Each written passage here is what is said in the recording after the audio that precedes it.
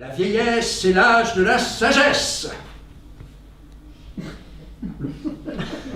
Même si de petite maudite voix vous murmure, c'est pas plus sage qu'on devient, c'est plus prudent. Alors, si vous avez l'impression qu'on construit des marches d'escalier de plus en plus hautes, et au lieu de les gravir 4 à 4, vous avez du mal à les monter une par une, ne pas accuser les constructeurs.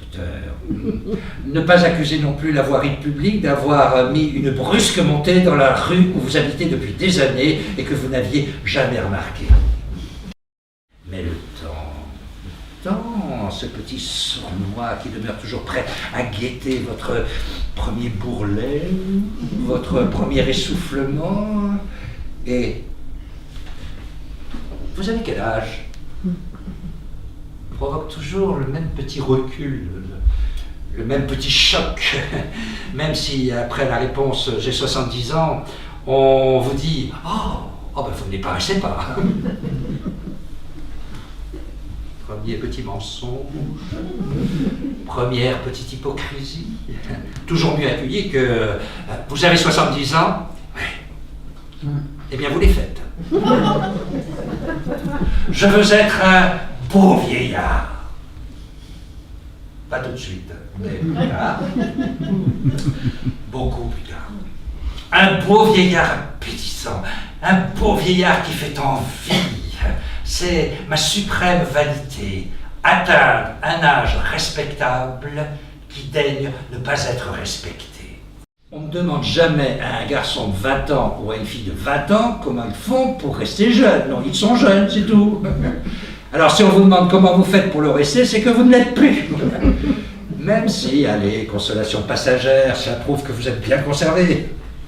Mais comme dit l'humoriste, on a beau être bien conservé, c'est tout de même que de la conserve. Il est certain, disais-je, que dès qu'on vient au monde, on vieillit. Et de là à penser que ce sont les rides qui font hurler les nouveau-nés dans leur berceau, il y a un pas que je ne franchirai pas.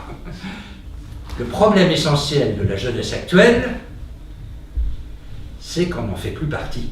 Surtout ne jamais faire de sport avec vos enfants, ni avec aucun groupe d'adolescents. Parce que de deux choses l'une, ou bien vous partez avec eux et c'est votre cœur qui lâche, ou bien vous les laissez partir et c'est votre morale qui flanche. Et avec le plus grand sérieux, je proposais de créer face au ministère de la Jeunesse et des Sports, le ministère de la vieillesse et de son sort. Combattre énergiquement cette affirmation toute gratuite de Jules Renard, si on construisait la maison du bonheur, la plus grande pièce serait la salle d'attente. Ah non, non, 1000 fois non, au contraire, trouver les moyens et les raisons à chacun d'être heureux, à quelque âge que ce soit. Mais la pensée qu'autrefois, on ne reconnaissait plus les femmes tellement elles avaient vieilli. Et de nos jours, on ne les reconnaît plus tellement elles ont rajeuni. C'est tout de même un progrès, non? C'est entre 30 et 31 ans que les femmes vivent leurs 10 meilleures années. Ne pas oublier ce mot d'Agatha Christie, épouser un archéologue, plus vous vieillissez, plus il s'intéresse à vous. Madame Récamier et Ninon de l'Enclos soulevaient encore des passions alors qu'elles avaient déjà du mal à se soulever de leur propre fauteuil. Quand une femme vieillit, on dit qu'elle se ride. Quand un homme vieillit, on dit qu'il se burine. Quand, avec le temps, une femme prend du poids, on dit qu'elle est grosse. Quand un homme prend du poids, on dit qu'il est fort ou bien enveloppé. Le temps ne fait de cadeau à personne, ni aux femmes, ni aux hommes. Mais quoi qu'il en soit, restons légers.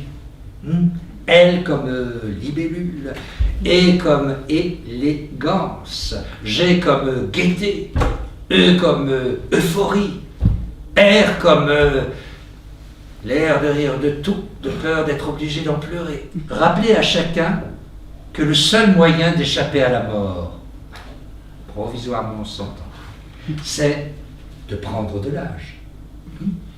Alors, vieillissons donc avec reconnaissance. On vient au monde sur un cri et on le quitte sur un souffle. Et entre les deux, un cheminement plus ou moins serein, où les années sont courtes et les jours parfois très longs. Le temps, ce grand maître qui finit toujours par dévorer ses élèves.